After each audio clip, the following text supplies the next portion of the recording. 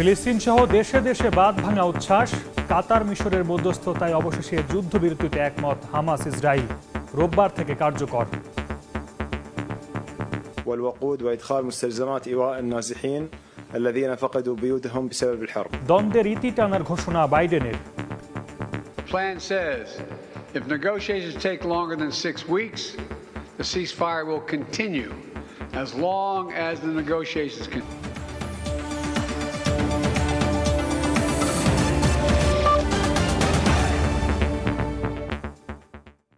আন্তর্জাতিক সময়ের সঙ্গে আছি আমি সর্দার মোহাম্মদ আরিফ। তাহলে কি গাজা যুদ্ধের ইতি হচ্ছে? যুদ্ধবিরতি চুক্তিতে ইসরায়েল ও হামাস একমত হওয়ায় দেখা দিয়েছে সেই সম্ভাবনা। চুক্তি অনুযায়ী জিম্মি ও বন্দীদের মুক্তি দেয়া হবে। এক্ষেত্রে মধ্যস্থতা করছে কাতার ও মিশর। আশার আলো দেখাচ্ছে নবনির্বাচিত মার্কিন প্রেসিডেন্ট ডোনাল্ড ট্রাম্প। আর বাইডেন প্রশাসন জানিয়েছে শান্তি ফেরাতে কাজ চলছে দলবদ্ধভাবে। এরই মধ্যে গাজায় ইসরায়েলের হামলায় একদিনে আরও ৬২ জন নিহত হয়েছেন।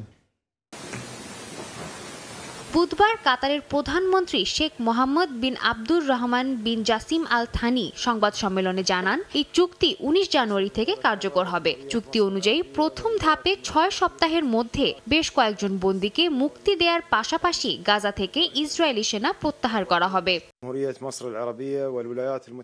আমরা অত্যন্ত আনন্দের সঙ্গে জানাচ্ছি যে গাজায় চলমান যুদ্ধ শেষ করতে কাতার এবং মিশরের যৌথ প্রচেষ্টা সফল হয়েছে। দুপক্ষের সম্মতিতে গাজায় চিরতরে যুদ্ধ বন্ধের পাশাপাশি বন্দীদের মুক্তি দেওয়ার সিদ্ধান্ত হয়েছে। একই সঙ্গে গাজায় যুদ্ধ বিধ্বস্তদের জন্য মানবিক সাহায্য পাঠানোরও কথা হয়েছে। মার্কিন প্রেসিডেন্ট জো বাইডেনও সংবাদ সম্মেলনে ইসরায়েল হামাস দ্বন্দ্বের ইতি টানার ঘোষণা দেন। জানান, গাজায় যুদ্ধবিরতি চুক্তি নিয়ে একজোট হয়ে কাজ করেছেন বাইডেন প্রশাসন এবং ট্রাম্পের দল। During the next 6 weeks, Israel will negotiate the necessary arrangements to get phase 2, which is a permanent end of the war. Let me say it again, a permanent end of the war. But the plan says if negotiations take longer than 6 weeks, the ceasefire will continue as long as the negotiations continue. আর নবনির্বাচিত মার্কিন president Donald Trump truth সোশ্যালে জানান, এই চুক্তি সফল হওয়ার ব্যাপারে তিনি শতভাগ আশাবাদী। দ্রুতই জিম্মিরা ফিরবে নিজ বাড়িতে। যদিও হামাস নেতা খালিল আল হায়ার দাবি, গাজায় লক্ষ্য অর্জনে ব্যর্থ হয়েছে ইসরায়েলিরা। দুই প্রতিদ্বন্দ্বীর এই সিদ্ধান্তকে স্বাগত জানিয়ে চুক্তির শর্ত মেনে চলার আহ্বান জানিয়েছে বিশ্বের বিভিন্ন দেশ। সাদিয়া তাসনিম, সময় সংবাদ। ধ্বংস, মৃত্যু, বেদনা ছিল নিত্যদিনকার গল্প। 15 মাস পর রক্তভেজা সেই ভূখণ্ডে স্বস্তি ফেরার প্রত্যাশা। যুদ্ধবিরতির খবরে ফিলিস্তিন জুড়ে উল্লাস। একের পর একে অপরকে জড়িয়ে ধরে আনন্দ মেতে ওঠেন হাজার হাজার মানুষ। তাদের অপেক্ষা মানবিক বিপর্যয় কাটিয়ে প্রিয়জনকে কাছে পাওয়ার। রক্তাক্ত গাজায় দুঃস্বপ্নের অবসান, এলো যুদ্ধবিরতির খবর। তাই বাঁধ ভাঙা এই উচ্ছ্বাস। বুধবার কাতারে যুদ্ধবিরতি ঘোষণার পর ফিলিস্তিন জুড়ে উল্লাসে মেতে ওঠেন হাজার হাজার মানুষ। 15 মাস ধরে চলা নজিরবিহীন আক্রমণে শুধু প্রাণহানিই নয়, রক্তভেজা ভূখণ্ডে বাড়তে থাকে মানবিক বিপর্যয়। অবরুদ্ধ সেই জীবন থেকে মুক্তির প্রত্যাশায় আনন্দের ঢেউ লেগেছে সবখানে। কাতার মিশরের মধ্যস্থতায় ইসরায়েল হামাস যুদ্ধবিরতিতে একমত হওয়ায় ফের আশায় বুক বাঁধছেন দুই দেশের সাধারণ মানুষ। নিজ ভিটায় স্বজনদের ফেরার অপেক্ষায় তারা। আমরা বাড়ি ঘর চাই না, আমরা শুধু শান্তিতে ঘুমাতে চাই। আমরা এত মাস ধরে না ঠিকমতো খেতে পারছি, না ঘুমাতে পারছি। প্রতিটি ঘন্টা শুধু যুদ্ধ বন্ধের জন্য প্রার্থনা করছি। এখন আমরা নিরাপদে চিন্তাবিহীনভাবে ঘুমাতে চাই। এই সুসংবাদের জন্য সৃষ্টিকর্তাকে ধন্যবাদ জানাই। যুদ্ধবিরতির ঘোষণার পর হামাসের হাতে আটক ইসরায়েলি নাগরিকদের স্বজনরাও রাস্তায় নেমে আসেন। জড়ো হন তেল আবিবের হস্টেজ স্কয়ারে। 2023 সালের 7 অক্টোবর হামাসের হাতে আটক জিম্মিরা আবারও বাড়ি ফিরবে এমন আশাও তাদের। প্রথমত আমরা খুবই খুশি, কিন্তু এটা কেবল শুরু। আমরা চাই শুধু গুটি কয়েক মানুষ নয়, সকল বন্দী তাদের বাড়ি ফিরে আসুক। এবার তারা জীবিত হোক বা মৃত, আমরা সবাইকে ফেরত চাই। হামাস ও ইসরায়েল এই যুদ্ধবিরতি চুক্তি মেনে চলবে আশা দুই দেশের সাধারণ মানুষের। সাদিয়া তাসনিম, সময় সংবাদ। হামাস ও ইসরায়েলের মধ্যে যুদ্ধবিরতির ঘোষণায় বিভিন্ন দেশে থাকা ফিলিস্তিনিদের মধ্যে উদযাপনের ঢল নেমেছে। যুক্তরাষ্ট্র, জর্ডান, মিশর, জার্মানি এবং তিউনিসিয়া সহ বিশ্বের বিভিন্ন প্রান্তে ফিলিস্তিনীয় স্থানীয় জনগণ এ চুক্তিকে বড় বিজয় হিসেবে উদযাপন করছেন। যুক্তরাষ্ট্রের শিকাগোতে ফিলিস্তিনিরা হামাস ইসরায়েলের যুদ্ধবিরতি উদযাপন করেছেন আতশবাজির ঝলকানির মধ্য দিয়ে। এ সময় তারা ফিলিস্তিনি পতাকা হাতে নিয়ে রাস্তায় সমবেত হন। একটি এলইডি স্ক্রিনে দেখা যায় আজ যুদ্ধবিরতি, আগামীকাল স্বাধীনতা লেখা স্লোগান। ইসরায়েল হামাসের চুক্তি এখানের ফিলিস্তিনি সম্প্রদায়ের মধ্যে এক নতুন আশার সঞ্চার করেছে।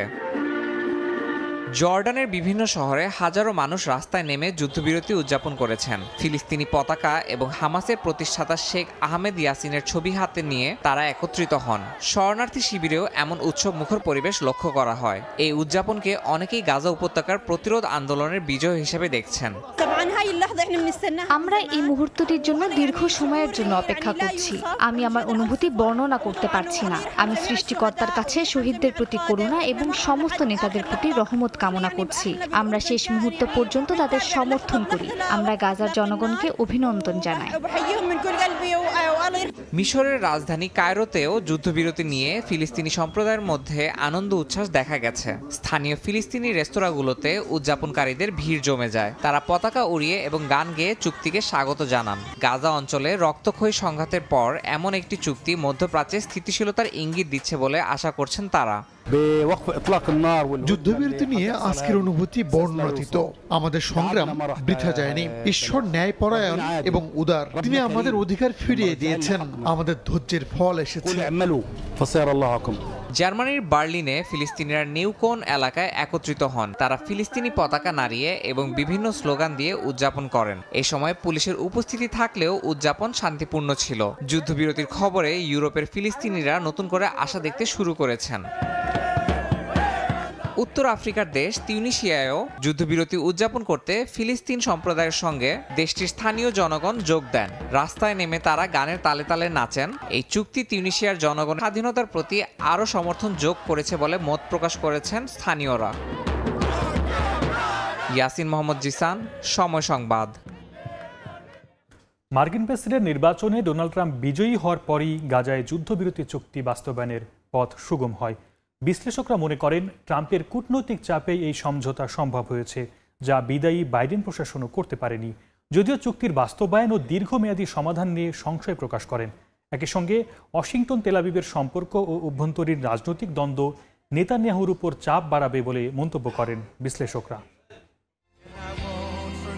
গেল নভেম্বর মাসে যুক্তরাষ্ট্রের প্রেসিডেন্ট নির্বাচিত হন ডোনাল্ড ট্রাম্প, আর গাজায় যুদ্ধবিরতির সিদ্ধান্ত আসলো জানুয়ারিতে। মার্কিন রাজনীতিতে ট্রাম্পের আগমন গাজায় যুদ্ধবিরতির পথের পাথেয় হয়েছে বলে মনে করছেন অনেক বিশ্লেষক।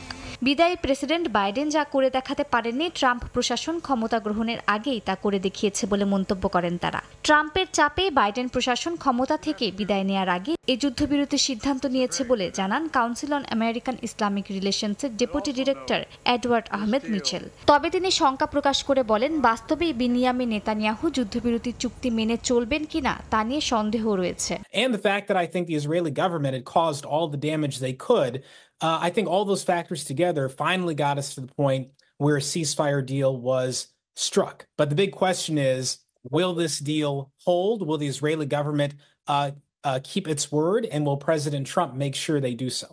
জেরুজালেমের সাবেক মেয়র ফ্লেওর হাসান নাহুম জানান, ডোনাল্ড ট্রাম্পের হোয়াইট হাউসে ফিরে আসার পর হামাস ভয় পেয়ে গেছে। ট্রাম্পের নতুন মেয়াদে ইসরায়েলের অস্ত্রের কোনো ঘাটতি হবে না তা ধারণা করতে পেরেই পিছু হটতে বাধ্য হয়েছে হামাস বলে মন্তব্য করেন তিনি। যুক্তরাষ্ট্রের রাজনৈতিক পট পরিবর্তনই গাজা যুদ্ধের মোড় ঘুরিয়ে দিয়েছে বলে জানান ইসরায়েলের বিশেষ এই প্রতিনিধি।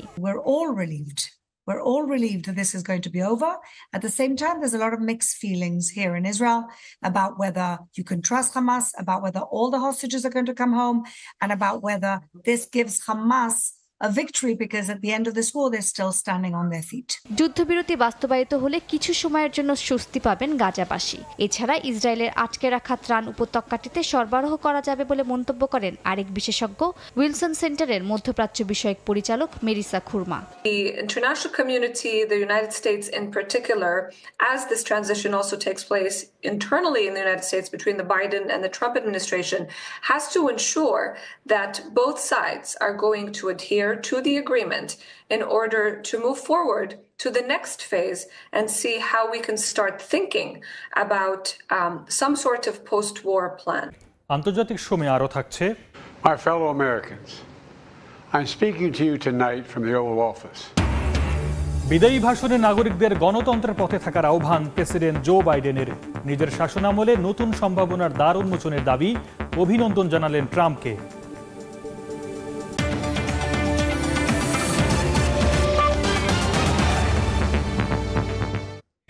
তুরস্ক চাইলেই সিরিয়ায় আইএসকে উপড়ে ফেলতে পারে বলে মন্তব্য করেছেন তুরস্কের প্রেসিডেন্ট রিসেপ তাইপ এরদোয়ান। অন্যান্য দেশকে সিরিয়ার বিষয়ে হস্তক্ষেপ থেকে বিরত থাকার আহ্বান জানান তিনি। যদিও অদূর ভবিষ্যতে সিরিয়ার ভেতরে একটি রাফার জোন দখলের হুঁশিয়ারি দিয়েছেন ইসরায়েলের প্রধানমন্ত্রী বিনিয়ামিন নেতানিয়াহু। এদিকে সিরিয়ার উপর থেকে যাবতীয় নিষেধাজ্ঞা উঠিয়ে নেওয়ার জন্য পশ্চিমাদের প্রতি আহ্বান জানিয়েছে জাতিসংঘ। আসাদের পতনের পর সিরিয়ায় আমূল পরিবর্তন আনার চেষ্টায় কাজ করে যাচ্ছে নতুন প্রশাসন। বিশ্বের বিভিন্ন দেশের সঙ্গে বন্ধুত্বপূর্ণ সম্পর্ক তৈরিরও চেষ্টা চলছে সমান তালে। এরই ধারাবাহিকতায় প্রতিবেশী দেশ তুরস্কের প্রেসিডেন্ট রিসেপ তাইপ এরদোগান ও পররাষ্ট্রমন্ত্রী হাকান ফিদানের সঙ্গে বৈঠকে বসেন সিরিয়ার পররাষ্ট্রমন্ত্রী আসাদ হাসান আল শিবানি। এই বৈঠকের পর এক সংবাদ সম্মেলনে তারা জানান, সিরিয়ায় আইএসের ঘাঁটি ইস্যুতে নতুন প্রশাসনের পাশে থাকবে তুরস্ক। দেশটির প্রেসিডেন্ট বলেন, সিরিয়ার মাটি থেকে আইএস নির্মূলে তুরস্ক একাই যথেষ্ট, এজন্য বাইরের কোনো দেশের হস্তক্ষেপের প্রয়োজন নেই। একই সঙ্গে সিরিয়ার পররাষ্ট্রমন্ত্রী আল শিবানি আশ্বস্ত করেন, তার দেশের ভূমি কখনোই তুরস্কের জন্য হুমকি হয়ে দাঁড়াবে না। 1000 উচ্চ প্রযুক্তি সম্পন্ন ড্রোন নিজেদের সামরিক অস্ত্রাগারে যুক্ত করার পর এবার নৌবাহিনীতে প্রথম গোয়েন্দা জাহাজ সংযোজন করল ইরান। সিগন্যাল ইন্টেলিজেন্সি শিপ বা জ্যাগোস নামের নতুন এই জাহাজে রয়েছে বৈদ্যুতিক সেন্সর। এর মাধ্যমে সাইবার হামলা ঠেকানো এবং গোয়েন্দা বৃত্তিতে নজরদারি করা সম্ভব বলে জানিয়েছে তেহরান।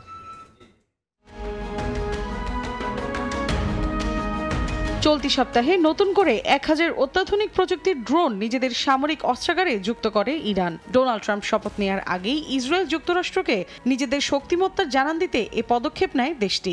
ইরানের এই ড্রোন 2000 কিলোমিটার পর্যন্ত নিখুঁতভাবে আঘাত আনতে পারে বলে জানিয়েছে দেশটির আধা সরকারি সংবাদ সংস্থা তাসনিম। এছাড়াও উচ্চ প্রযুক্তির কারণে গোয়েন্দা তথ্য সংগ্রহের পাশাপাশি সঠিক দিক নির্দেশনাও দিতে পারবে বলে জানা গেছে।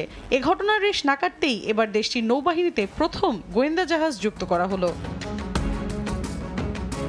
বার্তা সংস্থা রয়টার্স জানায়, সিগন্যালস ইন্টেলিজেন্স শিপ বা জ্যাগোস নামে নতুন ক্যাটাগরির এই জাহাজে উচ্চ প্রযুক্তির বৈদ্যুতিক সেন্সর রয়েছে। ফলে এই সামরিক বাহনের মাধ্যমে সাইবার হামলা ঠেকানো এবং গোয়েন্দা বৃত্তিতে নজরদারি করা সম্ভব। এ বিষয়ে দেশটির নৌ কমান্ডার শাহরাম ইরানি বলেছেন, সাগর ও মহাসাগরে ইরানের সদা জাগ্রত চোখ হবে এই জ্যাগোস গোয়েন্দা জাহাজ। রাশিয়া ও ইউক্রেনের মধ্যে সংঘাত নিরসনে সীমিত পরিসরে আলোচনা হয়েছে। ব্লুমসবার্গে প্রতিবেদনে উল্লেখ করা হয়, রাশিয়া ও ইউক্রেন পারমাণবিক স্থাপনাগুলোকে লক্ষ্যবস্তু করে হামলা বন্ধের একটি সমঝোতা চুক্তির বিষয়ে আলোচনা করেছে।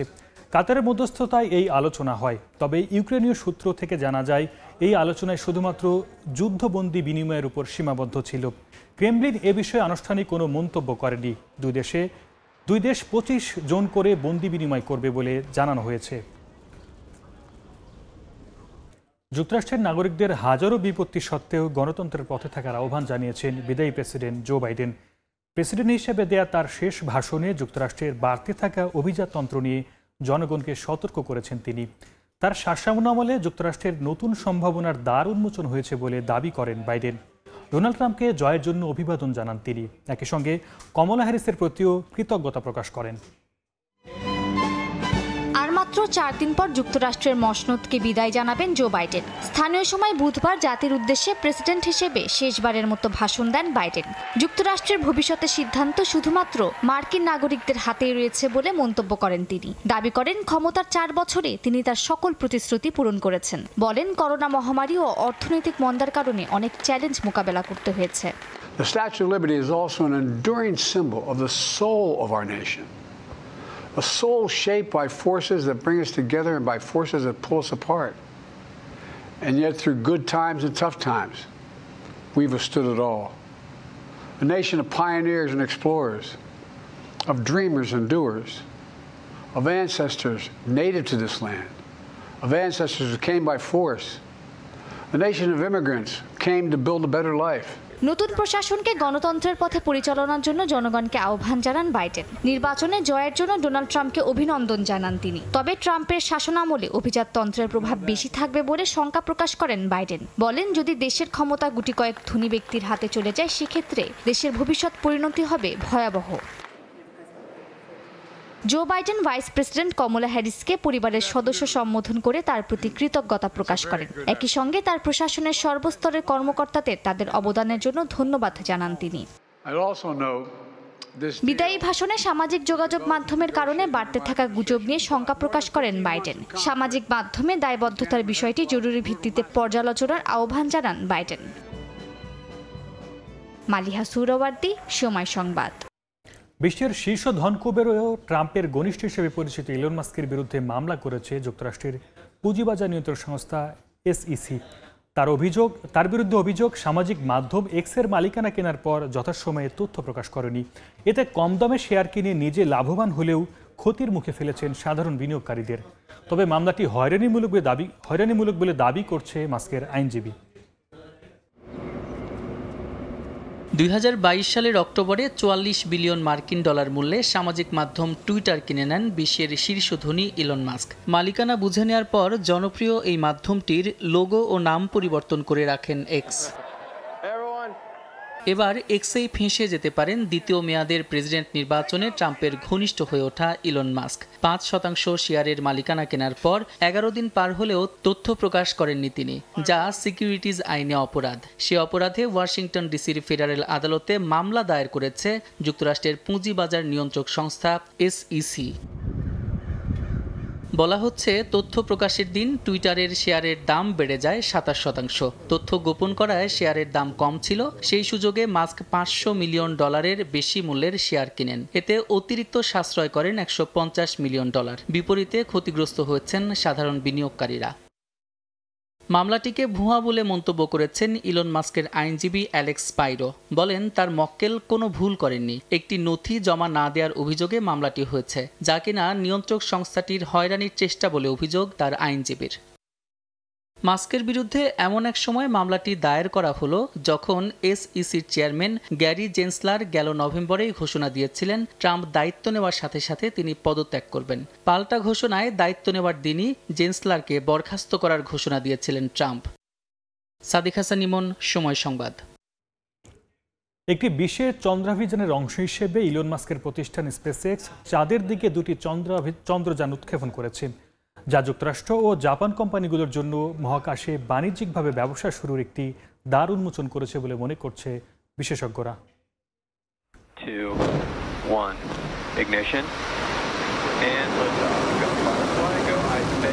স্থানীয় সময় বুধবার ইলন মাস্কের প্রতিষ্ঠান স্পেসএক্স বিশেষ অভিযানে মার্কিন ও জাপানি কোম্পানির 2টি ল্যান্ডার বা চন্দ্রযান উৎক্ষেপণ করে। নাসার কেনেডি স্পেস সেন্টার থেকে গভীর রাতে স্পেসএক্সের ফ্যালকন 9 রকেটের মাধ্যমে এই 2টি চন্দ্রযান চাঁদের দিকে উৎক্ষেপণ করা হয়। যুক্তরাষ্ট্র ও জাপানি কোম্পানির 2টির জন্য মহাকাশে বাণিজ্যিকভাবে ব্যবসার দ্বার উন্মোচিত হবে বলে মনে করছেন বিশেষজ্ঞরা। টোকিও ভিত্তিক কোম্পানি আইস্পেসের জন্য চন্দ্রযান উৎক্ষেপণের দ্বিতীয় প্রচেষ্টা এটি। 2 বছর আগে উৎক্ষেপণ করা হয়েছিল তাদের প্রথম চন্দ্রযান, যা অবতরণের সময় বিধ্বস্ত হয়ে যায়। এবার তাদের চন্দ্রযানে 2টি রোভার রয়েছে, যার মাধ্যমে চাঁদের মাটি সংগ্রহ করা হবে। এর মাধ্যমে ভবিষ্যতের অনুসন্ধানকারীদের জন্য খাদ্য ও পানির উৎস খুঁজতে চালানো হবে পরীক্ষা। চন্দ্রযানটি অবতরণ করতে 4 থেকে 5 মাস সময় লাগতে পারে বলে জানায় বিশেষজ্ঞরা। অন্যদিকে টেক্সাস ভিত্তিক কোম্পানি ফায়ারফ্লাই অ্যারোস্পেস তাদের ব্লু গোস্ট চন্দ্রযানের মাধ্যমে নাসার 10টি পরীক্ষা চালাচ্ছে। এতে রয়েছে মাটি সংগ্রহের জন্য ভ্যাকুয়াম, পানির তাপমাত্রা মাপার জন্য একটি ড্রিল এবং ভবিষ্যৎ অনুসন্ধানকারীদের ক্ষতিকর চন্দ্রকণা থেকে সুরক্ষিত রাখার ডিভাইস। টোকিও ভিত্তিক চন্দ্রযানের আগে মার্কিন ব্লু গোস্ট চাঁদে পৌঁছাবে বলে ধারণা করছেন বিজ্ঞানীরা। জানা যায়, মার্চ মাসের শুরুতে চাঁদে অবতরণের চেষ্টা করবে লম্বায় 6 ফুট 6 ইঞ্চি ব্লু গোস্ট। খরচ সাশ্রয় করার জন্য চন্দ্রযান 2টি একসঙ্গে উৎক্ষেপণ করা হলেও তাদের পথ হবে আলাদা। এগুলো ভিন্ন ও জটিল পথ অনুসরণ করবে বলে জানায় বিজ্ঞানীরা। ডোনাল্ড ট্রাম্পের ক্ষমতা গ্রহণের আগে মেক্সিকোর উত্তর পশ্চিমাঞ্চল সীমান্তে আশ্রয় কেন্দ্র খুলেছে দেশটির কর্তৃপক্ষ। যুক্তরাষ্ট্রের নির্বাচিত প্রেসিডেন্টের অভিবাসন বিরোধী মনোভাব মাথায় রেখে এ ব্যবস্থা করা হয়েছে। সংশ্লিষ্টরা জানিয়েছেন, বিপুল সংখ্যক অভিবাসীদের জন্য নেই পর্যাপ্ত ব্যবস্থা, যেখানে মেক্সিকোর নাগরিক ছাড়া অন্যদের স্থান পাওয়ার সম্ভাবনা ক্ষীণ। আর মাত্র কয়েকদিন পর যুক্তরাষ্ট্রের প্রেসিডেন্ট পদের ক্ষমতা নেবেন ডোনাল্ড ট্রাম্প। নির্বাচনী প্রচারণার সময় যিনি বারবার জানান দিয়েছেন অভিবাসী বিরোধী মনোভাব, এরপর থেকেই আতঙ্কে দিন পার করছেন অবৈধ অভিবাসীরা। তবে ট্রাম্পের দায়িত্ব গ্রহণের দিন ঘনিয়ে এলেও নির্বাসনের জন্য প্রস্তুত নন অনেক অভিবাসী। মেক্সিকোর সিদাদ ওয়ারেস শহর কর্তৃপক্ষ বলছে, সম্ভাব্য নির্বাসিতদের আবাসনের বিকল্প হিসেবে স্থানীয় একটি বেসবল স্টেডিয়ামের ভেতর ব্যবস্থা করা হয়েছে, যেখানে একসঙ্গে 15,000 দর্শক বসে খেলা দেখতে পারেন। তবে 20 জানুয়ারি ট্রাম্প ক্ষমতা গ্রহণের পর নির্বাসিতদের যে ঢল নামবে তা সামলাতে পর্যাপ্ত পরিমাণ আশ্রয় কেন্দ্র প্রস্তুত করা হয়নি। সবচেয়ে বাজে বিষয় কি হতে পারে? সব দেশের নাগরিকদের বের করে দেবেন ট্রাম্প। মেক্সিকোর জন্য এর থেকে বাজে আর কিছুই হতে পারে না। সব অভিবাসীদের জায়গা দেওয়ার মতো সক্ষমতা আমাদের নেই। শক্তিশালী অভিবাসী আন্দোলন জুয়ারেজ সীমান্ত এবং সব আশ্রয়কেন্দ্রগুলোকে প্রভাবিত করতে পারে। এখানে প্রায় 25টি আশ্রয়কেন্দ্র রয়েছে, কিন্তু নির্দিষ্ট কোনো প্রদেশের আশ্রয়কেন্দ্র নেই। এদিকে মেক্সিকোর অভিবাসীদের অস্থায়ীভাবে বাসস্থান, খাদ্য, বস্ত্রসহ বিভিন্ন ধরনের সুবিধা দেওয়া হবে বলে জানিয়েছেন সংশ্লিষ্টরা। তবে ফিরিয়ে দেওয়া হতে পারে অন্য দেশের অভিবাসীদের। মৌসুমী সাথী, সময় সংবাদ। অস্ট্রেলিয়ার পর এবার সামাজিক যোগাযোগ মাধ্যম ব্যবহারে বয়সসীমা নির্ধারণ করতে যাচ্ছে ইন্দোনেশিয়া। টেক জায়ান্ট কোম্পানিগুলোর উপর অন্তর্বর্তীকালীন শিশু সুরক্ষা নির্দেশিকা আরোপ করা হবে বলে জানিয়েছে দেশটির যোগাযোগ মন্ত্রণালয়। Facebook, Instagram, WhatsApp, x, TikTok মানুষের দৈনন্দিন জীবনে ওতপ্রোতভাবে জড়িয়ে আছে। প্রতিদিন বিভিন্ন ধরনের ছবি, ভিডিও পোস্ট করার পাশাপাশি বিশ্বের নানা প্রান্তের খবরাখবর নজরে আসে নিউজ ফিডে গেলেই। তবে বর্তমান বিশ্বে যোগাযোগ মাধ্যমগুলো আশীর্বাদ হলেও অল্প বয়সী ছেলেমেয়েদের জন্য অভিশাপ হিসেবে দেখা দিয়েছে। এবার সামাজিক যোগাযোগ মাধ্যমের নেতিবাচক প্রভাব থেকে শিশুদের সুরক্ষায় বয়স সীমা নির্ধারণের পদক্ষেপ নিতে যাচ্ছে ইন্দোনেশিয়া। স্থানীয় সময় বুধবার দেশটির যোগাযোগ মন্ত্রণালয়ের এক কর্মকর্তা বলেন, টেক জায়ান্ট কোম্পানিগুলোর উপর অন্তর্বর্তীকালীন শিশু সুরক্ষা নির্দেশিকা আরোপ করা হবে। প্ল্যাটফর্মগুলোর ব্যবহারকারীদের জন্য সর্বনিম্ন বয়স নির্ধারণের একটি আইন তৈরি করবে সরকার। এর আগে সোমবার দেশটির প্রেসিডেন্টের সঙ্গে বয়সসীমা নির্ধারণের বিষয়টি নিয়ে আলোচনা করেন যোগাযোগ মন্ত্রী। এদিকে সরকারের এমন প্রস্তাবকে সাধুবাদ জানিয়েছেন দেশটির নাগরিক। আমি মনে করি সংবেদনশীল বিষয়গুলোর জন্য একটি দৃঢ় বিধি নিষেধ থাকা উচিত। কম বয়সী শিশুরা অনেক সময় অপ্রীতিকর শব্দ বলতে পারে। এই সামাজিক যোগাযোগ মাধ্যম ব্যবহারে সীমাবদ্ধতা থাকা দরকার।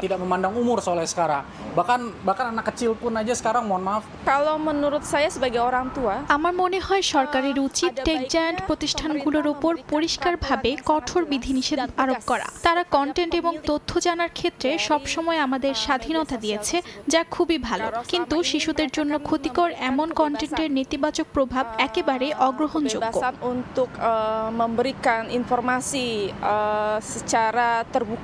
প্রযুক্তি সচেতন ইন্দোনেশিয়ায় 12 বছরের নিচে প্রায় 50% শিশুই ইন্টারনেটে আসক্ত। এক জরিপে এ তথ্য জানিয়েছে দেশটির ইন্টারনেট সার্ভিস প্রোভাইডার অ্যাসোসিয়েশন। এর আগে গেল বছর নভেম্বরে 16 বছরের কম বয়সীদের জন্য সামাজিক যোগাযোগ মাধ্যম নিষিদ্ধ করে অস্ট্রেলিয়া। অপ্রাপ্তবয়স্ক ব্যবহারকারীদের নিবন্ধন ঠেকাতে টেক জায়ান্টরা ব্যর্থ হলে জরিমানা গুনতে হবে বলেও হুঁশিয়ারি দেয় সরকার। মৌসুমী সাথী, সময় সংবাদ। পাকিস্তানের পাঞ্জাবে নবনির্বাচিত মার্কিন প্রেসিডেন্ট ডোনাল্ড ট্রাম্পের মতো দেখতে এক ক্ষীর বিক্রেতাকে নিয়ে আন্তর্জাতিক গণমাধ্যমে ব্যাপক সাড়া ফেলেছে। সেলিম বাগ্গার নামে ওই ব্যক্তির সঙ্গে সেলফি তুলতে ভিড় করছেন স্থানীয় বাসিন্দারা। ক্ষীর বিক্রির পাশাপাশি পাঞ্জাবি ভাষায় গান গেয়েও ক্রেতাদের মাতিয়ে রাখেন এই বিক্রেতা।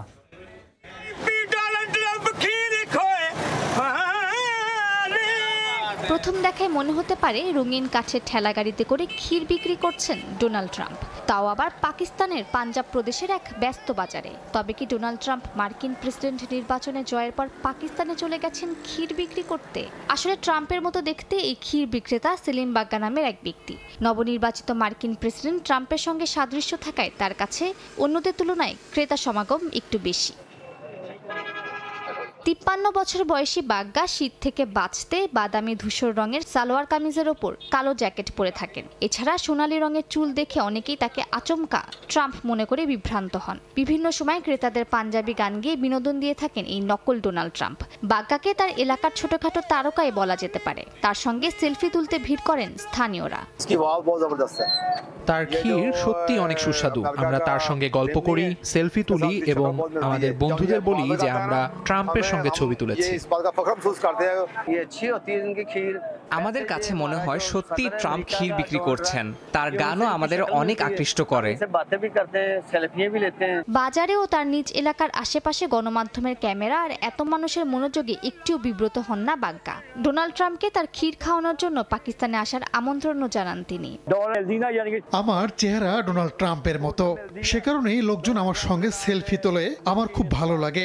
ডোনাল্ড ট্রাম্প সাহেব, আপনি নির্বাচনে জিতেছেন, এখন এখানে এসে আমার ক্ষীর খান, আপনি সত্যিই উপভোগ করবেন।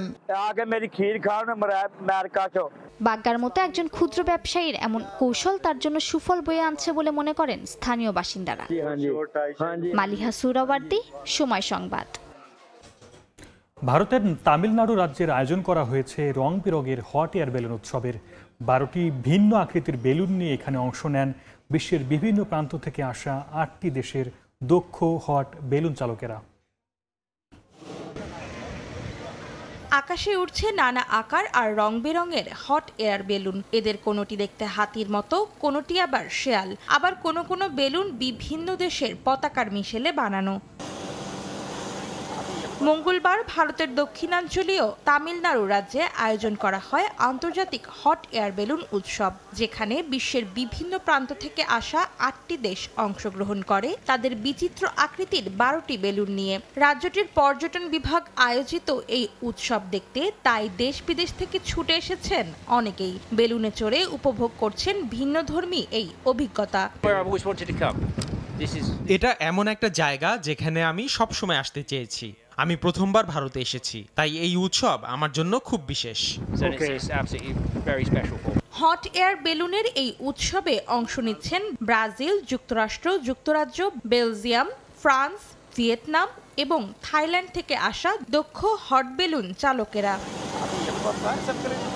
অন্তরা সেন, সময় সংবাদ। আন্তর্জাতিক সময়ের শীর্ষ সংবাদগুলো জানিয়ে দিচ্ছে আরেকবার।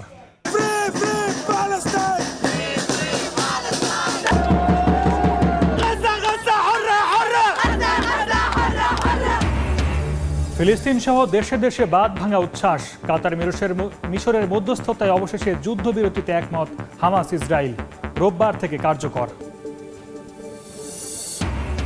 বিদায়ী ভাষণে নাগরিকদের গণতন্ত্রের পথে থাকার আহ্বান প্রেসিডেন্ট জো বাইডেনের। নিজের শাসনামলে নতুন সম্ভাবনার দ্বার উন্মোচনের দাবি, অভিনন্দন জানালেন ট্রাম্পকে।